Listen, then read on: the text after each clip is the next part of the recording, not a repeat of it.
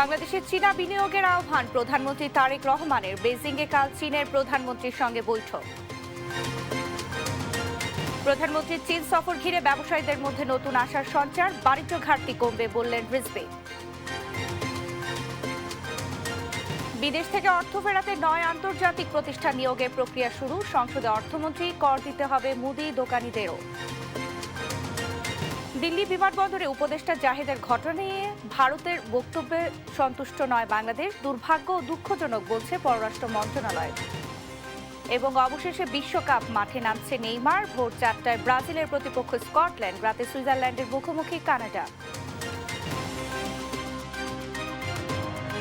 এই অবস্থায় পড়তে না চাইলে ব্যবহার করুন rainbow damp protector. Elastomeric emulsion থাকায় দেয়াল থাকে damp proof rainbow paints, colour of joy. সংবাদ রাতে দেখছিলেন সুপার বোর্ড। সংবাদ শিরোনাম, সঙ্গে আছি আমি শারমিন ন্যান্সি। এবারে থাকছে বিস্তারিত। চীন সফরের তৃতীয় দিনে দালিয়ান থেকে হাই স্পিড ট্রেনে বেইজিং পৌঁছেছেন প্রধানমন্ত্রী তারেক রহমান। স্থানীয় সময় সন্ধ্যা 6টায় বেইজিং পৌঁছালে রেল স্টেশনে তাকে গার্ড অফ অনার সহ তাকে অভ্যর্থনাও জানানো হয়। এর আগে সকালে দালিয়ানে ওয়ার্ল্ড ইকোনমিক ফোরামের বার্ষিক সম্মেলনে যোগ দেন তিনি। বিশ্ব নেতাদের সঙ্গে দালিয়ান ইন্টারন্যাশনাল কনফারেন্স সেন্টারে এই সম্মেলনে যোগ দেন তিনি। পরে কাজাখস্তানের প্রধানমন্ত্রীর ওলজাস বেকতনেভে ও চীনের 3টি শীর্ষ অবকাঠামো প্রতিষ্ঠানের চেয়ারম্যানের সঙ্গে বৈঠক করেন প্রধানমন্ত্রী। আহ্বান জানান দেশের উন্নয়নে চীনা বিনিয়োগের। বুধবার স্থানীয় সময় সন্ধ্যা 6টার দিকে বেইজিং পৌঁছান প্রধানমন্ত্রী তারেক রহমান। এর আগে দুপুরে চীনের দালিয়ান থেকে হাই স্পিড ট্রেনে সহধর্মিণী ডাক্তার জুবাইদা রহমানকে সাথে নিয়ে বেইজিং এর উদ্দেশ্যে রওনা করেন তিনি। বেইজিংয়ে দিয়াও উইতাই স্টেট গেস্ট হাউসে অবস্থান করবেন তারেক রহমান। এর আগে সকালে চীনের দালিয়ান ইন্টারন্যাশনাল কনফারেন্স সেন্টারে ওয়ার্ল্ড ইকোনমিক ফোরামের প্ল্যানারি সেশনে যোগ দেন প্রধানমন্ত্রী তারেক রহমান। অংশ নেন চীনের প্রধানমন্ত্রী কিয়াং, দক্ষিণ কোরিয়া, কাজাখস্তান ও মঙ্গোলিয়া সহ বিভিন্ন দেশের প্রধানমন্ত্রীরাও। এছাড়াও 90টি দেশের রাজনীতিক ও ব্যবসায়ীরা অংশ নেন। উদ্বোধনী বক্তব্য রাখেন ওয়ার্ল্ড ইকোনমিক ফোরামের সিইও। সম্মেলনের সাইডলাইনে কাজাখস্তানের প্রধানমন্ত্রী ওয়ালজাস বেকতনেভের সঙ্গে সৌজন্য সাক্ষাৎ করেন প্রধানমন্ত্রী। বৈঠকে দুই দেশের মধ্যে দ্বিপক্ষীয় সম্পর্ক আরো জোরদারের ওপর গুরুত্ব আরোপ করেন তিনি। এছাড়া কাজাখস্তানে দক্ষ জনশক্তি পাঠানো, নবায়নযোগ্য জ্বালানি, ডিজিটাল কাঠামো, প্রযুক্তি, কৃষি, ব্যবসা এবং খাদ্য প্রক্রিয়াজাতকরণ খাতে দুই দেশের বাণিজ্য ও বিনিয়োগ সম্ভাবনা নিয়েও আলোচনা হয়। পরে চীনের 3টি শীর্ষ অবকাঠামো প্রতিষ্ঠানের চেয়ারম্যানদের সঙ্গে বৈঠক করেন প্রধানমন্ত্রী। এ সময় বাংলাদেশের অবকাঠামো উন্নয়নে চীনা বিনিয়োগ বাড়ানোর আহ্বান জানান তিনি। বৃহস্পতিবার চীনা কমিউনিস্ট পার্টির আন্তর্জাতিক বিভাগের প্রধান সহ কয়েকজন গুরুত্বপূর্ণ ব্যক্তির সঙ্গে প্রধানমন্ত্রীর সাক্ষাতের কথা রয়েছে। প্রধানমন্ত্রী তারেক রহমানের বেইজিং পৌঁছানোর মধ্য দিয়ে সফরের মূল আনুষ্ঠানিকতা শুরু হচ্ছে। এই সফরের মধ্য দিয়ে বাংলাদেশ ও চীনের অর্থনৈতিক সম্পর্ক সামনের দিকে এগিয়ে নেওয়ার পাশাপাশি আঞ্চলিক যে পারস্পরিক সহযোগিতা সেটিও এগিয়ে যাবে সমানতালে, এমনটি প্রত্যাশা সংশ্লিষ্টদের। সাইফুল রিপন, দেশ টিভি, বেইজিং, চীন। ফ্রিডম নিয়ে এলো স্কুটি নাকি গোল্ড অফার। স্টিকারে থাকা কিউআর কোড স্ক্যান করে প্যাকের ভেতরের কোডটি দাও আর প্রশ্নের উত্তর দিয়ে জিতে নাও স্কুটি অথবা গোল্ড কয়েন। প্রধানমন্ত্রীর চীন সফর ঘিরে সরকার ও ব্যবসায়ীদের মধ্যে নতুন করে তৈরি হয়েছে আশাবাদ। বিশেষ করে বাণিজ্য, অবকাঠামো, শিল্পায়ন, জ্বালানি, ডিজিটাল অর্থনীতি ও প্রযুক্তি খাতেও দুদেশের মধ্যে সম্পর্ক আরও গতিশীল করার সুযোগ দেখছেন সংশ্লিষ্টরা। রপ্তানি ও বিনিয়োগ বাড়লে দ্বিপাক্ষিক বাণিজ্য ঘাটতি কমে আসবে বলেও মত ব্যবসায়ী ও অর্থনীতিবিদদের। আরাফাত ইসলামের রিপোর্ট।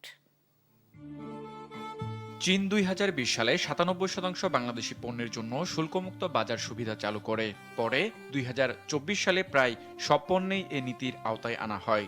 এতে বাংলাদেশের জন্য বিশ্বের দ্বিতীয় বৃহৎ অর্থনীতির বাজারে প্রবেশের বড় সুযোগ তৈরি হয়। কিন্তু কয়েক বছর পেরিয়ে গেলেও সেই সুযোগ পুরোপুরি কাজে লাগাতে পারেনি বাংলাদেশ। চীন থেকে বিপুল পরিমাণ পণ্য আমদানি করলেও তার বিপরীতে দেশটিতে বাংলাদেশের রপ্তানি এখনও $1 বিলিয়ন নিচে। এমন বাস্তবতায় প্রধানমন্ত্রী তারেক রহমানের বেইজিং সফরকে গুরুত্ব দিয়ে দেখছেন সংশ্লিষ্টরা। অর্থনীতিবিদদের মতে শুধু শুল্কমুক্ত সুবিধা নয়, চীনের বাজারে দেশীয় পণ্য প্রবেশ বাড়াতে চীনা বিনিয়োগের পাশাপাশি প্রয়োজন মুক্ত বাণিজ্য সুবিধা। চীনা যারা বায়ার তাদেরকে সচেতন করতে হবে। তারা অনেকেই জানেন না যে বাংলাদেশে এই সমস্ত প্রোডাক্ট আসলে আমরা তৈরি করি এবং সেটা চায়নাতে এক্সপোর্ট করা যায়। এখন যদি মুক্ত বাণিজ্য চুক্তি করা যায় বা অন্তত আলোচনা যদি শুরু করা যায়, তাহলে সেই ক্ষেত্রে পরবর্তী সময়ে কিন্তু এই দুটো দেশের মধ্যে বাণিজ্য বাড়ার এবং এই বাণিজ্য ঘাটতি কমিয়ে আনার সম্ভাবনা রয়েছে। ব্যবসায়ীরা বলছেন বাংলাদেশের বাণিজ্য ঘাটতি কমাতে পণ্যের বৈচিত্র্যকরণের মাধ্যমে রপ্তানি বাড়ানোর বিকল্প নেই। নন কনভেনশনাল যেগুলি তারা ইম্পোর্ট করে তাদের দেশের জন্য, সেই সমস্ত ক্ষেত্রে আমরা প্রযুক্তি এবং বিনিয়োগ আহ্বান করতে পারি। তাহলে অটোমেটিক্যালি আমার ম্যানপাওয়ার যেমন ইউটিলাইজ হবে, পাশাপাশি আমার ট্রেড গ্যাপটাও কমে আসবে। তবে চীনের বিনিয়োগকারীদের আকৃষ্ট করতে জ্বালানি সংকট নিরসন সহ বিনিয়োগের পরিবেশ নিশ্চিতের তাগিদ দেন তারা। ইলেকট্রিসিটি, গ্যাস, ওয়াটার সাপ্লাই, তো সেগুলা আমরা যদি শুধুমাত্র চাইনিজ ইকোনমিক জোন নয় বরং অন্য যে কোনো জায়গাতে তারা যদি ইন্ডাস্ট্রি স্থাপন করতে চান, তো তাহলে সেক্ষেত্রে ফাস্ট ট্র্যাকে দিতে পারি কিনা। তো এগুলো করতে পারলে চীনের অনেক বিনিয়োগ বাংলাদেশে আসবে। দে লাইক বাংলাদেশ পিপল, এটা কিন্তু একটা বড় অর্জন আমাদের। তো যেহেতু এই কমফোর্ট লেভেলটা তাদের আছে, এইটার সাথে আরও কি অ্যাড করলে তারাও আমাদের এখানে ভিয়েতনাম, কম্বোডিয়ার মতো আসবে এবং বিনিয়োগ করবে। আরাফাত ইসলাম, দেশ টিভি, ঢাকা। প্রধানমন্ত্রীর সফর ফলো করতে চীনের বেইজিং এ আছেন আমাদের সহকর্মী সাইফুল রিপন। সেখান থেকে সরাসরি যুক্ত হচ্ছেন তিনি। রিপন, প্রধানমন্ত্রীর চীন সফর নিয়ে বিস্তারিত কি তথ্য আছে আপনার কাছে জানাবেন?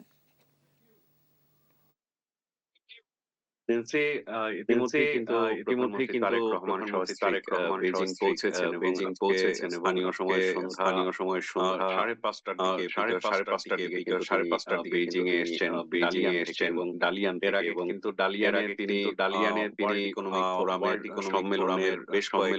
বেশ কয়েকটি সম্মেলনের পর্বে অংশগ্রহণ করেছেন বিশ্ব নেতাদের সাথে সাইডলাইনে বৈঠক করেছেন। সেই সম্মেলনে কিন্তু প্রায় 90টি প্রধানমন্ত্রী বিভিন্ন দেশের শীর্ষ নেতৃত্ব সহ ব্যবসায়িক যারা ব্যবসায়িক নেতারা তিনি বৈঠক করেছেন এবং বিভিন্ন বিনিয়োগকারী প্রতিষ্ঠানগুলো রয়েছে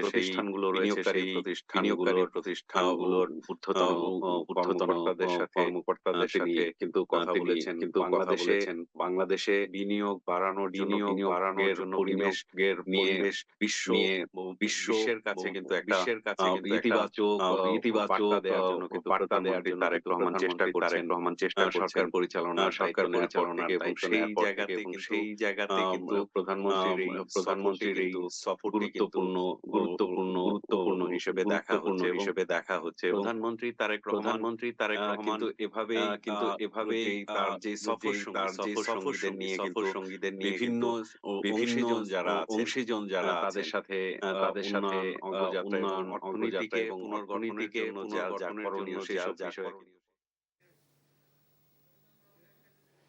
রিপন, আপনাকে ধন্যবাদ। দর্শক, প্রধানমন্ত্রীর চীন সফর নিয়ে বিস্তারিত তথ্য জানাচ্ছিলেন আমাদের সহকর্মী সাইফুল রিপন। প্রধানমন্ত্রী তারেক রহমানের চীন সফরের মধ্য দিয়ে দেশের বিদ্যমান বাণিজ্য ঘাটতি কমিয়ে আনা সম্ভব হবে বলে জানিয়েছেন বিএনপির সিনিয়র যুগ্ম মহাসচিব রুহুল কবির রিজভী। বুধবার নয়াপল্টনে দলের কেন্দ্রীয় কার্যালয়ে বিদ্যমান পরিস্থিতি নিয়ে সাংবাদিকদের সঙ্গে আলাপকালে তিনি এই কথা জানান। তিনি অভিযোগ করেন একটি গোষ্ঠী দেশকে অস্থিতিশীল করার চেষ্টা করছে। প্রধানমন্ত্রী এই উপদেষ্টা জানান দেশবিরোধী কোনো কর্মকাণ্ড মেনে নেওয়া হবে না। দেশের বর্তমান পরিস্থিতি নিয়ে বুধবার সকালে বিএনপির কেন্দ্রীয় কার্যালয়ে সাংবাদিকদের সঙ্গে কথা বলেন দলটির সিনিয়র যুগ্ম মহাসচিব রুহুল কবির রিজভী। কথা বলেন প্রধানমন্ত্রী তারেক রহমানের চীন সফর নিয়ে। জানান এ সফরের মধ্য দিয়ে দুদেশের সম্পর্ক উন্নয়নের পাশাপাশি বিনিয়োগ বাড়বে, খুলবে বহুমুখী বাণিজ্যের পথ।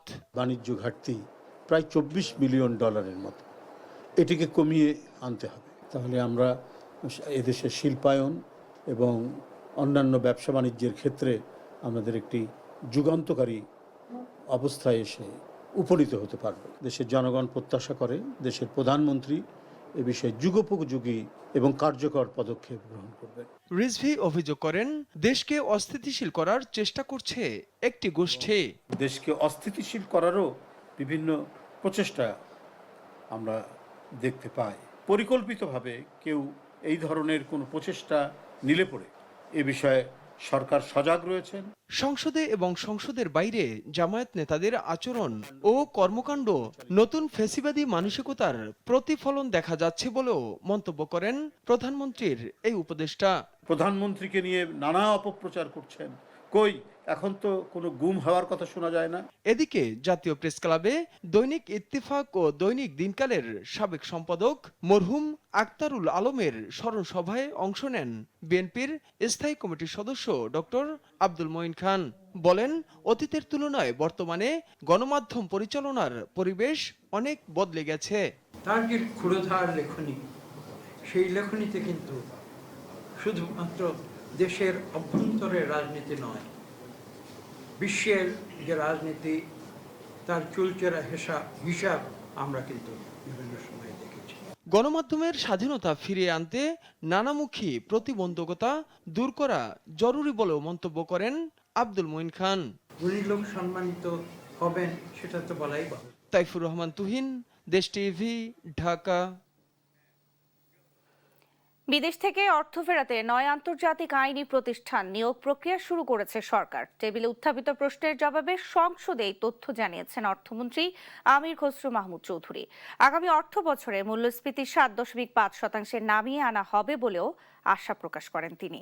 বলেন, মুদি দোকান সহ ক্ষুদ্র 16টি ব্যবসায়িক খাতে কর আরোপের পরিকল্পনা আছে সরকারের। বুধবার জাতীয় সংসদে স্পিকার হাফিজউদ্দিন আহমদের সভাপতিত্বে শুরু হয় বাজেট অধিবেশন।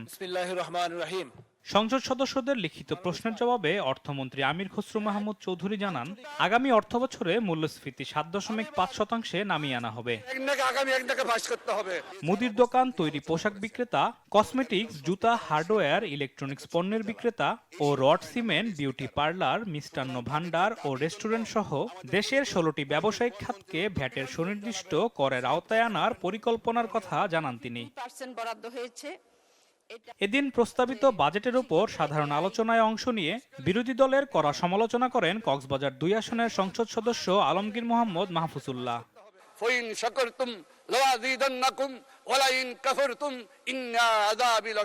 শুকর করতে হবে জীবনের, শুকর করতে হবে বরাবর, শুকর করতে হবে মাননীয় প্রধানমন্ত্রী তারেক রহমানের, শুকর করতে হবে আমাদের মাননীয় মন্ত্রীদের। তারা শুকর করে না কিন্তু অস্বীকার করে, সেই জন্য তাদের উপর লশদীদুল আযাবের কঠিন আযাব তাদের সম্মুখীন করতে হবে মাননীয় স্পিকার। পরে তার বক্তব্যের প্রতিবাদ জানায় বিরোধী দলের সংসদ সদস্য নাজিবুর রহমান মোমেন। এখানে কোরআনের আয়াত কোট করা হয়েছে, লা ইন শাকারতুম লা আযীদান্নাকুম ওয়া লা ইন কাফারতুম ইন্না আযাবি লাশাদীদ। ওনাদের প্রশংসা করলে ওনারা আরো বাড়ায় দিবেন, আর ওনাদের না করলে ওনাকে আমাদেরকে পিটাবেন নাকি, এই ধরনের বোঝাতে যাচ্ছেন। এটা তো আসলে ভুল ব্যাখ্যা হচ্ছে, এটা খুব ভুলভাল। এর জবাবে স্বরাষ্ট্রমন্ত্রী সালাউদ্দিন আহমেদ বলেন, মাহফুজুল্লাহর বক্তব্য রাজনৈতিকভাবে বিকৃত করা হচ্ছে। এটা দিয়ে কেন পয়েন্ট অফ অর্ডারে বাড়ানো হবে? এটা ঠিক হয় না মাননীয় স্পিকার। তিনি বলেছেন, সৎ উদ্দেশ্যেই বলেছেন, এবং আমরা যেন আল্লাহর শুকর গুজার করি। এইটাকে পলিটিক্যালি আমার মনে হয় মিস ইন্টারপ্রিট করা ঠিক হবে না মাননীয় স্পিকার। এদিকে অনলাইন জুয়াকে ফৌজদারি অপরাধের আওতায় আনা হয়েছে বলে সংসদে জানিয়েছেন অর্থমন্ত্রী। আলিমুজ্জামান সাফওয়ান, দেশ টিভি, ঢাকা। আগামী অর্থ বছরে এসএমই খাতে আরো 5 লাখ মানুষের কর্মসংস্থানের সুযোগ তৈরি করা হবে বলে জানিয়েছেন পাট শিল্প বাণিজ্য মন্ত্রী খন্দকার আব্দুল মুক্তাদির। রাজধানীতে এক কর্মশালায় তিনি বলেন, সম্ভাব্যতা যাচাই করে নতুন বেসিক শিল্প পার্ক গড়ে তোলা হবে, যার লক্ষ্য ক্ষুদ্র ও মাঝারি শিল্পকে মূল অর্থনীতির সঙ্গে সংযোগ করা। প্রধান অতিথি, ক্ষুদ্র মাঝারি উদ্যোক্তাদের জন্য করমুক্ত আয়ের সীমা বৃদ্ধি, করভ্যাট সুবিধা, সহজ ঋণ, শুল্ক ছাড়ে বাড়তি সহায়তার দাবি জানিয়েছে এসএমই খাত সংশ্লিষ্টরা। শিল্প, বাণিজ্য, বস্ত্র, পাট। বুধবার রাজধানীর পল্টনে প্রস্তাবিত বাজেটে এসএমই খাতের প্রত্যাশা ও প্রাপ্তি শীর্ষক কর্মশালা এসব দাবি তুলে ধরে এসএমই ফাউন্ডেশন।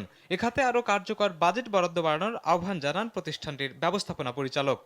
সুষ্ঠু উন্নতি এবং এর মাধ্যমে দেশের কর্মসংস্থান, শিল্পায়ন, দারিদ্র্য বিমোচন এবং সার্বিকভাবে অর্থনৈতিক উন্নয়নের জন্য সহায়ক ভূমিকা পালন করতে পারে। অনুষ্ঠানে এনবিআর এর করনীতি সদস্য জানান, করজার সম্প্রসারণের মাধ্যমে রাজস্ব লক্ষ্যমাত্রা নির্ধারণ করা হয়েছে, যা সামগ্রিকভাবে বাস্তবায়নযোগ্য। বাজেটে আমরা চেষ্টা করেছি করের হার বৃদ্ধি নয়, বরং করের আওতা সম্প্রসারণ করা। আমরা চেষ্টা করেছি যে একটি ব্যবসা বান্ধব, বিশেষ করে ব্যবসা বাণিজ্য বান্ধব যে ধরনের প্রতিবন্ধকতার মধ্য দিয়ে তারা যাচ্ছে সেটিকে অনেকটা দূরীভূত করে।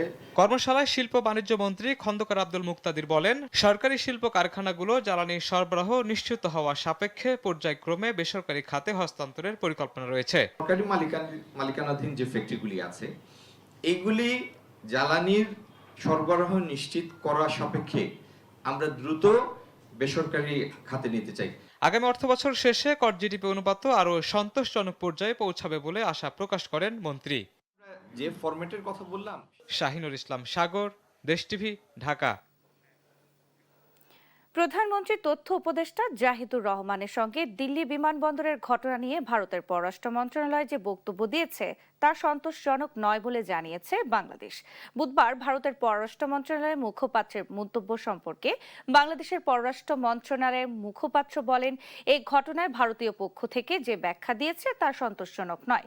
তিনি আরও বলেন, IORA বৈঠকে বাংলাদেশ প্রতিনিধি দলের নেতৃত্ব দেবেন এ তথ্য ভারতীয় কর্তৃপক্ষকে আগেই কূটনৈতিকভাবে জানানো হয়েছিল। এরপরও তার যাত্রায় বাধা দেওয়ার ঘটনা দুঃখজনক ও দুর্ভাগ্যজনক। জামায়াতপন্থী ডেপুটি ও সহকারী অ্যাটর্নি জেনারেলের পদত্যাগ রাজনৈতিক স্ট্যান্ডবাজি বলে মন্তব্য করেছেন বিএনপির আইন বিষয়ক সম্পাদক ব্যারিস্টার বদরুজ্জোদা বাদল। বুধবার সুপ্রিম কোর্টের এনএক্স ভবনের সামনে জামায়াতপন্থী ডেপুটি ও সহকারী অ্যাটর্নি জেনারেলের পদত্যাগের প্রতিক্রিয়ায় তিনি এই মন্তব্য করেন। বলেন, যেসব ইস্যু সামনে এনে পদত্যাগের কথা বলছেন জামায়াতপন্থী আইনজীবীরা, সেগুলো পুরোপুরি রাজনৈতিক স্ট্যান্ডবাজি। আমাদের যে বন্ধুরা গতকাল পদত্যাগ করেছে, ওনারা এই সরকারের অধীনে আইন কর্মকর্তা হিসেবে 4 মাস কাজ করেছে। গতকাল ওনারা 4 মাস পরে ওনাদের মনে হলো যে এখন তো আসলে পদত্যাগ করা দরকার অথবা রিমুভ হবেন। তো এই জন্য ওনারা রাজনৈতিক কিছু বিষয় নিয়ে এসেছে, যেটা খুবই অনাকাঙ্ক্ষিত। আমার কথা হচ্ছে, ওনাদের এই বক্তব্যটা টোটালি পলিটিক্যাল স্ট্যান্ডবাজি। কোনো শিক্ষা প্রতিষ্ঠানে নকল হলে শিক্ষার্থীর পাশাপাশি প্রতিষ্ঠান প্রধানকেও আইনের আওতায় আনা হবে বলে সতর্ক করেছেন শিক্ষামন্ত্রী আনম এহসানুল হক মিলন। প্রশ্নপত্র ফাঁসে জড়িতদেরও ছাড় দেওয়া হবে না বলে হুঁশিয়ারি দেন তিনি। বুধবার সকালে আজিমপুর গার্লস স্কুল অ্যান্ড কলেজে বিভিন্ন শিক্ষা বোর্ডের কেন্দ্র সচিবদের সঙ্গে মতবিনিময় সভায় এসব কথা বলেন শিক্ষামন্ত্রী। মাধ্যমিক শিক্ষাকে আরো শক্তিশালী করতে বুধবার সকালে আজিমপুর গার্লস স্কুলে ঢাকা, ময়মনসিংহ মাদ্রাসা ও কারিগরি শিক্ষা বোর্ডের সচিবদের সঙ্গে মতবিনিময় করেন শিক্ষামন্ত্রী আনম এহসানুল হক মিলন। এ সময় শিক্ষা ব্যবস্থা ধ্বংস করতে 10 বছর ধরে ষড়যন্ত্র চলছিল বলে মন্তব্য করে তিনি বলেন, এবার সারা দেশে অভিন্ন প্রশ্নপত্রে পরীক্ষা নেওয়া হবে। নকল বন্ধে সাইবার আইন পরিবর্তন হচ্ছে জানিয়ে মন্ত্রী বলেন, এতে করে সংশ্লিষ্ট শিক্ষার্থী, শিক্ষক, কেন্দ্র প্রধান সহ সহযোগীরাও আইনের আওতায় আসবে। আগামী দিনগুলোতে কমন সাবজেক্টের পরীক্ষা হবে একসাথে, কোন রকম ভিন্নতর প্রশ্ন হবে না। মাদ্রাসা বোর্ডে তারা আলাদা প্রশ্ন ছাপায়, কিন্তু সিলেবাস কারিকুলাম একই। অতএব কমন সাবজেক্টগুলো তাদেরও নেক্সট ইয়ার থেকে একত্রে পরীক্ষা দিতে হবে। 2022 সালের পর থেকে যেসব শিক্ষক অবসর ভাতা পাননি তাদের জন্য জুলাইয়ের মাঝামাঝি থেকে ভাতা ছাড় শুরু হবে বলে জানান তিনি। আমি ইমিডিয়েটলি এই ব্যাপারে এই জুলাই বাজেটে 200 কোটি টাকা এক্সট্রা অ্যালোকেশন চেয়েছিলাম, পেয়েছি, এবং সেই সাথে 2000 কোটি টাকা বন্ড পেয়েছি। আশা করছি আমি জুলাই মাসের মাঝামাঝি থেকে দেওয়া শুরু করব। ইনশাআল্লাহ 2 বছরের ভিতরে আমি এটা শেষ করব, আমাদের করতেই হবে। 2027 সালের এসএসসি পরীক্ষা জানুয়ারিতে হবে জানিয়ে শিক্ষামন্ত্রী বলেন, আগামী বছর কারিকুলাম পরিমার্জন সহ 2028 সালে তা কার্যকর হবে। ফারজানা শিলা, দেশ টিভি, ঢাকা। সারা দেশে হাম উপসর্গে আরো 3 জনের মৃত্যু হয়েছে। নতুন শনাক্ত হয়েছে 1089 জন। এদিকে দিন দিন বাড়ছে ডেঙ্গু আক্রান্তের সংখ্যা। 24 ঘন্টায় ডেঙ্গু আক্রান্ত হয়ে মারা গেছেন 2 জন। এই সময় হাসপাতালে নতুন রোগী ভর্তি হয়েছেন 157 জন। সারা দেশে বিভিন্ন হাসপাতালে চিকিৎসা নিচ্ছেন 386 ডেঙ্গু রোগী। রোগীদের সেবা দিতে চলতি সপ্তাহে ডেঙ্গু ডেডিকেটেড ওয়ার্ড চালুর কথা জানান সোহরাওয়ার্দী হাসপাতালের উপপরিচালক। টিকাদান কর্মসূচি সফল হওয়ায় ধীরে ধীরে কমছে হামের প্রকোপ। 24 ঘন্টায় হাম জটিলতায় রাজধানীর সোহরাওয়ার্দী হাসপাতালে 10 জন সহ চিকিৎসা নিচ্ছে 71 রোগী। আর সংক্রামক ব্যাধি হাসপাতালে একদিনে 4 জন ভর্তি হয়েছে, চিকিৎসা নিচ্ছে 32 রোগী। হাসপাতালে ভর্তির পর উন্নতির কথা জানালেন সোহরাওয়ার্দী হাসপাতালের রোগীর স্বজনরা। মনে করেন আল্লাহ দিলে আইসি আল্লাহ দিলে ভালো, জ্বর তো আইসে না, বাইরেও আল্লাহ দিলে গেছেন। শিশু হাসপাতাল আসার পরে টিকিট কেটে নিচ নেওয়ার পরে সিট নাই, এই কারণে আমরা ওরা পাঠাইছে, আমরা ওই যে এই জায়গায় পাঠাইছে। কি প্রথম হলো জ্বর, এরপর হলো আপনার এইগুলা। এখন অনেকটা মানে কালকে এসে ভর্তি করার পর অনেকটা আমি ডেভেলপ। এখন খেতে পাচ্ছে, আগে খেতে পারতো না, তো 2 দিন ধরে মানে ফিডিং করাচ্ছি, ফিডিং নিতে পারছে। আর এর আগে হচ্ছে স্লাইনের মাধ্যমে খেত। টিকাদান কর্মসূচি সফল হয়েছে উল্লেখ করে হাম রোগীদের চাপ কমেছে বলে জানান সোহরাওয়ার্দী মেডিকেল হাসপাতালের উপপরিচালক। বর্তমানে মিজেলসের সংখ্যা অনেক কমে আসছে। আমাদের যখন নাকি মিজেলসের পিক আওয়ার ছিল তখন আমাদের এখানে 200+ পেশেন্ট ভর্তি থাকতো, কিন্তু এখন আজকে আমার টোটাল সোহরাওয়ার্দী হাসপাতালে 71টা রোগী ভর্তি। তবে বর্ষা মৌসুম শুরু হওয়ায় বাড়ছে ডেঙ্গু রোগীর সংখ্যা। সোহরাওয়ার্দী মেডিকেল হাসপাতালে ডেঙ্গু আক্রান্ত হয়ে 24 ঘন্টায় 14 জন সহ চিকিৎসা নিচ্ছে 54 রোগী। হাসপাতাল কর্তৃপক্ষ জানায় এই হাসপাতালে আগামী শুক্রবার থেকে চালু হতে যাচ্ছে ডেঙ্গু ডেডিকেটেড ওয়ার্ড। মেডিসিন ওয়ার্ডগুলো মেল এবং ফিমেলে 2টা ডেঙ্গু কর্নার আছে, এবং আমরা যেহেতু রোগী বাড়তেছে আমরা আগামী 2-3 দিনের ভিতরে আমরা সেপারেট ওয়ার্ড করব, ডেঙ্গু ওয়ার্ড করব। ডেঙ্গুর উপসর্গ দেখা দিলে দ্রুত ডাক্তারের পরামর্শ নেওয়ার কথাও জানান এই পরিচালক। এইচ হিমেল, দেশ টিভি, ঢাকা। নওগাঁর সাপাহার সীমান্তের আদাতোলা এলাকা দিয়ে নারী, পুরুষ, শিশু সহ মোট 9 জনকে বাংলাদেশে পুষিনের চেষ্টা করেছে বিএসএফ। তবে বিজিবি ও স্থানীয়দের বাধার মুখে ব্যর্থ হয় তারা। বর্তমানে এই 9 জন সীমান্তের 0 পয়েন্টে অবস্থান করছেন। এদিকে দিনাজপুরের শঙ্কর সীমান্তে 4 জনকে পুষিনের চেষ্টা ব্যর্থ করে দিয়েছে বিজিবি। বুধবার ভোর 4টার দিকে নওগাঁর সাপাহার আদাতোলার সীমান্ত এলাকা দিয়ে এলেনপুর বিএসএফ ক্যাম্পের সদস্যরা 9 জনকে বাংলাদেশে ঠেলে পাঠানোর চেষ্টা করে। তাদের মধ্যে 3 জন পুরুষ, 3 জন নারী ও 3 জন শিশু। সংবাদ পাওয়ার পর আদাতোলা সীমান্তে চৌকির বিজিবির টহল দল ঘটনাস্থলে পৌঁছে অনুপ্রবেশের চেষ্টা ঠেকিয়ে দেয়। বর্তমানে ওই 9 জন ভারত ও বাংলাদেশি সীমান্তের 0 পয়েন্টে অবস্থান করছেন। পরিস্থিতি নিয়ন্ত্রণে রাখতে ওই এলাকায় বিজিবির অতিরিক্ত সদস্য মোতায়েন করা হয়েছে। আছেন স্থানীয় লোকজনও। তারা বলছেন কোনোভাবেই সীমান্ত দিয়ে অনুপ্রবেশ করতে দেয়া হবে না। তারা এটা সম্পূর্ণভাবে অবৈধভাবে তারা পুশিং করতেছে। বাংলাদেশি যদি নাগরিক হয়, আমাদের দেশের প্রশাসন আছে, তাদেরকে এটা কম্বিনেশন ভালো আন্ডারস্ট্যান্ডিং করে তাদেরকে বোঝাপড়ার মাধ্যমে তাদেরকে গ্রহণ করা লাগবে। আবার ইন্ডিয়ান নাগরিক যদি হয় তাদেরকে আমরা কেন গ্রহণ করব? আমরা বিজেপির পাশে সব সময় আমরা ছেয়ার মতো থাকবো বা আছি। পুশিং এর করতে দেবো না, তাহলে আমরা প্রস্তুত আছি এবং ঠেকাতে পারবো। এর আগে গত 5 ও 8 জন নওগাঁর পোরশা ও সাপাহার সীমান্ত দিয়ে 40 জনকে বাংলাদেশে ঠেলে পাঠানোর চেষ্টা করে বিএসএফ। তবে বিজিবি ও স্থানীয় জনগণের সতর্ক অবস্থানের কারণে বিএসএফ তাদের ফেরত নিতে বাধ্য হয়। এদিকে দিনাজপুরের শঙ্কর সীমান্তে 4 জনকে পুশিনের চেষ্টা করে বিএসএফ। তাদেরকেও সীমান্তে আটকে দিয়েছে বিজিবি। নওগাঁ সাপাহার থেকে ইদ্রিস আলম, দেশ টিভি। পুশিন বন্ধ এবং সীমান্তে হত্যা ঠেকাতে স্বাধীন পররাষ্ট্রনীতির দাবি জানিয়েছেন এনসিপির মুখ্য সমন্বয়ক নাসিরউদ্দিন পাটোয়ারি। বুধবার বিকেলে রাজধানীতে আয়োজিত এক গোলটেবিল বৈঠকে এমন মন্তব্য করেন তিনি। এই গোলটেবিলে আলোচকরা সীমান্তে হত্যা ও পুশিনের ঘটনায় উদ্বেগ প্রকাশ করেন। তারা বলেন, সীমান্ত এলাকায় অবকাঠামো, টহল, চিকিৎসা ও জনসেবার ঘাটতি রয়েছে। সীমান্ত নিরাপত্তা জোরদারে সংশ্লিষ্ট মন্ত্রণালয়গুলোর সমন্বিত উদ্যোগ প্রয়োজন বলেও মন্তব্য করেন তারা।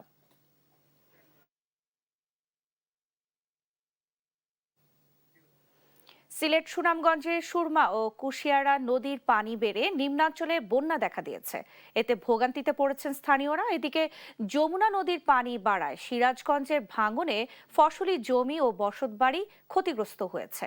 লালমনিরহাটে তিস্তার পানি কমলেও কমেনি ভোগান্তি। এছাড়া নেত্রকোনায় নদ নদীর পানি কমলেও নিম্নাঞ্চল প্লাবিত হয়ে জনদুর্ভোগে পড়েছে সাধারণ মানুষ। সিলেট বিভাগের সুরমা নদী, কুশিয়ারা নদীতে ও মার্কলি পয়েন্টে সতর্ক সীমার উপর দিয়ে প্রবাহিত হচ্ছে বন্যার পানি। এতে নদী সংলগ্ন নিম্নাঞ্চলে বন্যা পরিস্থিতির সৃষ্টি হয়েছে। অন্যদিকে তিস্তা নদীর পানি কমলেও নিম্নাঞ্চলে পানি বাড়ছে। ডালিয়া ব্যারেজ পয়েন্টে বর্তমানে পানি বিপদসীমার 13 সেন্টিমিটার নিচ দিয়ে প্রবাহিত হচ্ছে। তবে পানি ওঠানামার কারণে নদীর দুই তীরের বিভিন্ন এলাকায় ভাঙন দেখা দিয়েছে। এতে ফসলি জমি ও বসতভিটা ক্ষতিগ্রস্ত হচ্ছে। আমাদের তিস্তা নদীর পানি গতকালকে বাড়ছিল, অনেক ক্ষেত খামার নষ্ট হয়ে গেছে। আমাদের ফসল, আবাদি জমি সব ডুবে যায়, আমাদের যাতায়াতের সমস্যা হয়। যমুনা নদীর উজান থেকে নেমে আসা পাহাড়ি ঢল ও বর্ষণে পানি বাড়ছে। এর ফলে যমুনার বিভিন্ন এলাকায় ভাঙন দেখা দিয়েছে। গত কয়েকদিনে চৌহালি ও সদর উপজেলায় কয়েকটি স্থানে ফসলি জমি নদীগর্ভে বিলীন হয়ে গেছে। ভাঙন আতঙ্ক বিরাজ করায় দ্রুত স্থায়ী বাঁধ নির্মাণের দাবি জানিয়েছেন স্থানীয়রা। আগে এখানে স্কুল ছিল, সেটা ভেঙে গেছে, ওই পাশে নিয়েছে। এখন যদি আবার ভাঙা শুরু দেয় তাহলে আমরা কোথায় থাকবো? বহু জমি জমা ছিল, ভালো জমি জমা ছিল, অন্যদিকে নেত্রকোনায় নদ নদীর পানি বাড়া কমার প্রবণতা থাকলেও এখন পর্যন্ত বড় ধরনের বন্যা পরিস্থিতি সৃষ্টি হয়নি। এই বাড়ে এই কমে, আবার যদি ইন্ডিয়া যদি পানি বৃষ্টি হয় তাহলে আমরা ইন্ডিয়া হানি বাড়ে। সুনামগঞ্জের পাহাড়ি ঢল ও বৃষ্টিপাতে গত 24 ঘন্টায় নদ নদীর পানি 3 সেন্টিমিটার পর্যন্ত বৃদ্ধি পেয়েছে। সম্ভাব্য বন্যা পরিস্থিতির মোকাবিলায় সব ধরনের প্রস্তুতি নেওয়া হয়েছে বলে জানিয়েছে জেলা প্রশাসন। আমরা যত প্রস্তুতি নেওয়া যায় সব প্রস্তুতি আসলে নেওয়া হয়েছে। তারপরেও যদি আমাদের সেই দুর্যোগ যদি একটু প্রলম্বিত হয়, একটু স্থায়ী হয়, তার জন্য আমরা আরও অতিরিক্ত 3 মাসের জন্য যেন ত্রাণের চাহিদা চেয়ে আমরা মন্ত্রণালয়কে চিঠি দিয়েছি, দুর্যোগ এবং ত্রাণ মন্ত্রণালয়কে। দেশের উত্তর পূর্ব ও মধ্যাঞ্চলে নদী পরিস্থিতি এখনো স্থিতিশীল নয়। কোথাও পানি বৃদ্ধি ও সতর্কতা, কোথাও ভাঙন। এই পরিস্থিতি সামাল দিতে স্থানীয় প্রশাসন ও পানি উন্নয়ন বোর্ড নজরদারি বাড়িয়েছে। সুব্রত গাইন, নিউজ ডেস্ক, দেশ টিভি। সারা দেশে দিনব্যাপী মেডিকেল ক্যাম্পের আওতায় জনসাধারণকে ফ্রি চিকিৎসা সেবা প্রদান করেছে ওয়ালটন প্লাজা।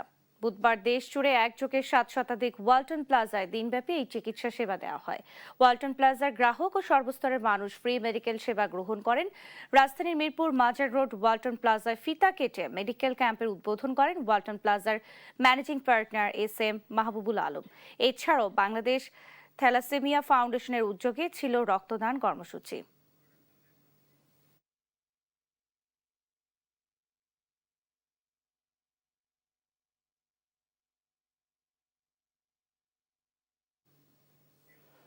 কনফিডেন্স সিমেন্টের উদ্যোগে ঢাকার কেরানীগঞ্জে বিশেষ রিটেইলার সমাবেশ হয়েছে। এতে মেসার্স সৌরভ এন্টারপ্রাইজের অধীনস্থ কেরানীগঞ্জ অঞ্চলের রিটেইলারগণ অংশ নেন। এই অনুষ্ঠানে পারস্পরিক সম্পর্ক উন্নয়ন, ব্যবসায়িক সহযোগিতা আরও সুদৃঢ় করা এবং ভবিষ্যৎ অগ্রযাত্রাকে এগিয়ে নেওয়ার প্রত্যয় ব্যক্ত করা হয়। অনুষ্ঠানে উপস্থিত ছিলেন মেসার্স সৌরভ এন্টারপ্রাইজের স্বত্বাধিকারী শম্ভু দাস, কনফিডেন্স সিমেন্টের CEO Zahir Uddin Ahmed, chief marketing officer Nasir ul Alam Sumon এবং senior assistant general manager Anindya সরকার।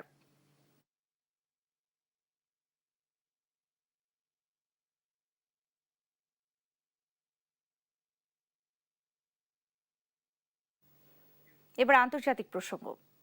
শান্তি চুক্তি আলোচনার মধ্যে লেবাননে হামলা অব্যাহত রেখেছে ইসরায়েল। বুধবার নতুন করে চালানো হামলায় অন্তত 2 জন নিহত হওয়ার খবর জানিয়েছে লেবাননের রাষ্ট্রীয় সংবাদ সংস্থা। এদিকে ইরান চুক্তি নিয়ে ওয়াশিংটনের উপর তীব্র ক্ষোভ প্রকাশ করেছে ইসরায়েল। সেই সঙ্গে মার্কিন চাপ উপেক্ষা করে লেবানন থেকে সেনা প্রত্যাহার করতে অস্বীকৃতি জানিয়েছেন ইসরায়েলের প্রতিরক্ষা মন্ত্রী। যুক্তরাষ্ট্রের চাপ সত্ত্বেও লেবানন থেকে সেনা প্রত্যাহার করতে অস্বীকৃতি জানিয়েছেন ইসরায়েলের প্রতিরক্ষা মন্ত্রী ইসরায়েল কাটজ। মার্কিন নির্দেশ উপেক্ষা করে লেবাননের দক্ষিণাঞ্চলে হিজবুল্লাহর ওপর বিমান ও ড্রোন হামলা অব্যাহত রেখেছে দখলদার ইসরায়েলি বাহিনী।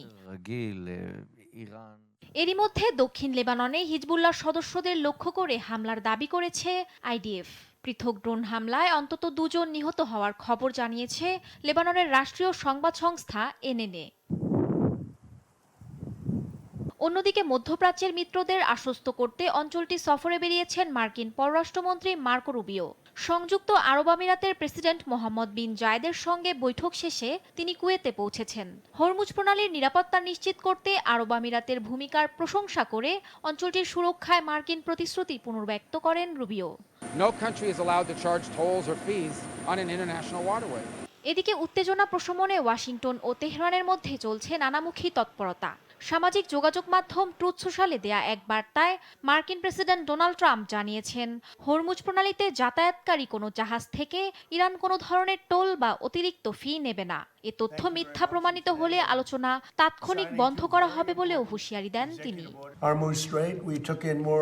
তবে এ সমঝোতা নিয়ে বিপরীত সুর তেহরানের। ইরানের উপপররাষ্ট্রমন্ত্রী কাজেম খারিফাবাদী জানিয়েছেন, জাতিসংঘের পারমাণবিক পর্যবেক্ষকদের প্রবেশাধিকার কেবল যুক্তরাষ্ট্রের সঙ্গে চূড়ান্ত সমঝোতা এবং সব নিষেধাজ্ঞা প্রত্যাহারের পর বিবেচনা করা হবে। এদিকে যুক্তরাষ্ট্র ও ইরানের মধ্যে সমঝোতা নিয়ে প্রকাশ্যে অসন্তোষ প্রকাশ করেছে ইসরায়েলের মন্ত্রিসভা। দেশটির সংস্কৃতি ও ক্রীড়ামন্ত্রী মিকি জোহার বলেছেন, ইরান ইস্যুতে খুব শিগগিরই ওয়াশিংটন ও তেল আবিবের অবস্থানের মধ্যে সংঘাত দেখা দিতে পারে। মাহমুদা মুক্তি, নিউজ ডেস্ক, দেশ টিভি। এবার ফিয়েরা বিশ্বকাপ ডায়েরি।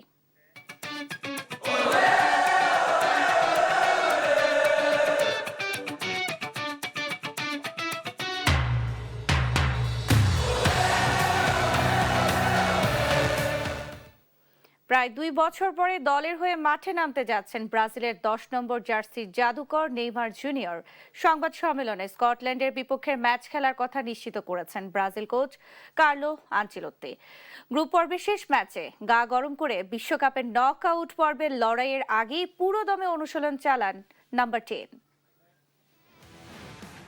হাইতিকে হারিয়ে ফুরফুরে মেজাজে থাকা ব্রাজিল শিবিরে ফুটবল প্রেমীদের জন্য এলো সবচেয়ে বড় ধামাকা। 650 দিনের বেশি সময় পর সব শঙ্কা কাটিয়ে আগামী বুধবার মায়ামির মাঠে বিশ্বকাপের গ্রুপ পর্বের শেষ ম্যাচে স্কটল্যান্ডের বিপক্ষে মাঠে নামবে দ্য প্রিন্স খ্যাত নেইমার। সংবাদ সম্মেলনে এসে ইতালিয়ান মাস্টারমাইন্ড ও ব্রাজিল কোচ কার্লো আনচেলোত্তি নিজেই নিশ্চিত করেছেন এই খবর। ডান পায়ের কাফের ইনজুরির কারণে বিশ্বকাপের প্রথম 2 ম্যাচে মাঠে নামা হয়নি এই সুপারস্টারের। তবে গত সপ্তাহের পূর্ণ মাত্রার অনুশীলনে ফিরেছেন এই তারকা ফুটবলার। সোমবার দলের কৌশলগত অনুশীলনে অংশ নিয়ে ফিটনেস ও বলের কাজের পাশাপাশি জিমেও বিশেষ সেশন পার করেছেন এই ব্রাজিলিয়ান তারকা। জাতীয় দলে ব্রাজিলিয়ান মহাতারকার প্রত্যাবর্তন নিয়ে শুরু থেকেই ছিল ব্যাপক আলোচনা। 2023 সালে উরুগুয়ের বিপক্ষে বিশ্বকাপ বাছাইয়ের ম্যাচে গুরুতর হাঁটুর চোট পাওয়ার পর দীর্ঘ সময় মাঠের বাইরে ছিলেন ব্রাজিলিয়ান নাম্বার 10। এরপর ক্লাব ফুটবলে খেলতে গিয়ে আরও কয়েক দফায় পড়েন ইনজুরিতে। প্রায় 650 দিনের বেশি সময় জাতীয় দলের বাইরে থাকার পর আবারও ব্রাজিল দলে ফিরছেন নেইমার।